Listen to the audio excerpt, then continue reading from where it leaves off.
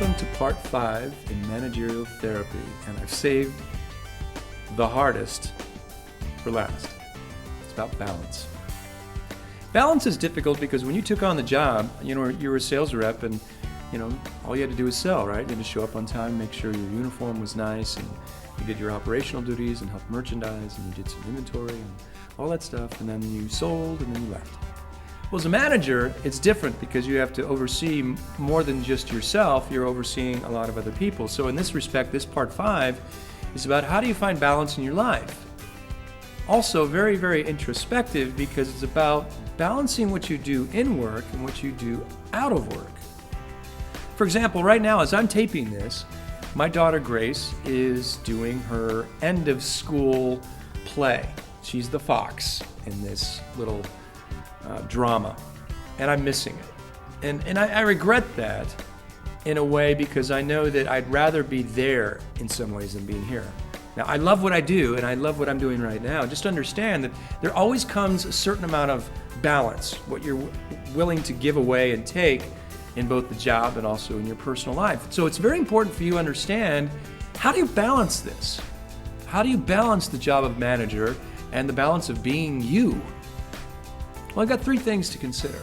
And the first one is coping with your tasks. First of all, do you know your tasks? I mean, that's incredibly important, and I've mentioned that over and over and over again. I would say not only know your tasks, but also be realistic about your tasks. There are variables in every day. Life is unscripted.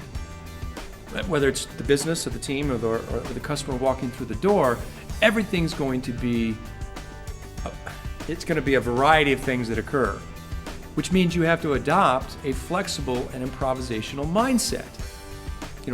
How do you cope with stress? That's a very important question because retail is stressful, especially when you get into certain times of the year when it's very, very busy and there's tons of people in the store and you're trying to do everything at a very, very quick pace. How are you dealing with that? How are you coping with your job? And then you go home, and what happens? I've read some studies where if someone gives you negativity, if they give you something bad, you give 50% to everyone around you, to your job. You give 25 back to the person that gave it to you, and then you give 25% to someone you love outside the job. So I don't know if those are accurate. It is suggesting an awareness of the fact that when you're having stress or negativity, those kind of things can be very, very real. So cope with your tasks.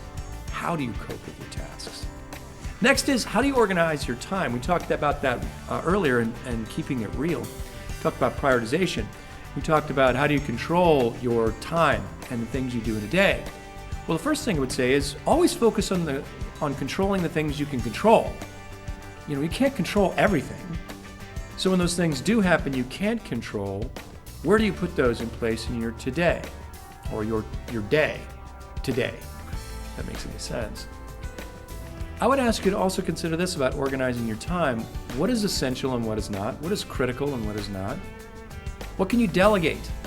This is a great exercise I do with learners when we're in the workshop, is we do this whole delegation process where we do a list of tasks that anyone does in any given day and week, and then we say, okay, what's essential? And then they write their priorities. This is high, this is low, this is medium.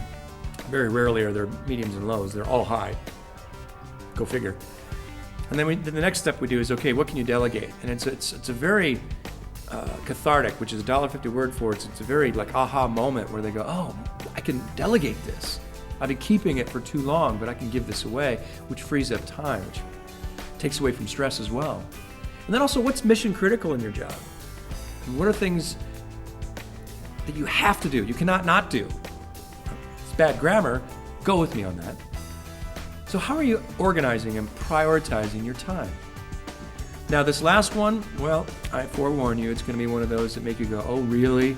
It's about nurturing yourself. How do you nurture yourself?